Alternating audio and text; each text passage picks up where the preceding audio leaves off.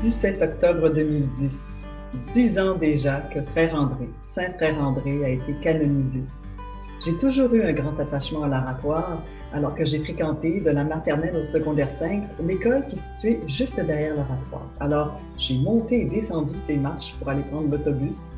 On avait des célébrations à l'oratoire et pendant nos cours, lorsqu'on ouvrait les fenêtres, on entendait le magnifique carillon qui nous a accompagnés toutes ces années. Ma grand-mère, Bertrande Forget, avait aussi une grande dévotion à Frère André.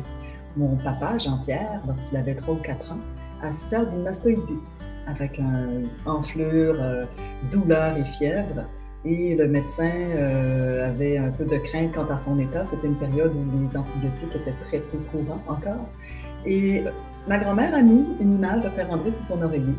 Et le lendemain, l'enflure avait disparu. Il allait beaucoup mieux, plus de douleur. Et c'est la petite histoire familiale qui rajoute à la dévotion que l'on a pour Saint Frère André. Pour la petite histoire, mes 2 arrière-grands-pères auraient également rencontré Frère André de son vivant. Alors, quand j'ai eu l'occasion d'aller à Rome assister à la canonisation de Saint Frère André, je n'ai fait ni une ni deux. Et bon, mon mari et moi, nous sommes allés avec des centaines de pèlerins à cette incroyable célébration. Il y avait évidemment des élus, des gens très connus et une grande quantité de journalistes.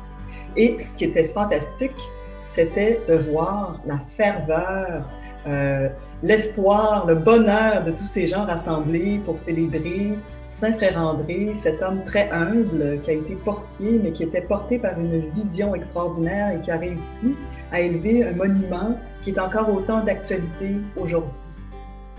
Alors, cette grande fierté, évidemment, je la partage avec beaucoup de pèlerins, près de 2 millions qui visitent l'oratoire chaque année. Mais également, c'est un ami, un frère, un saint, quelqu'un qui nous écoute et qui est toujours présent dans nos vies.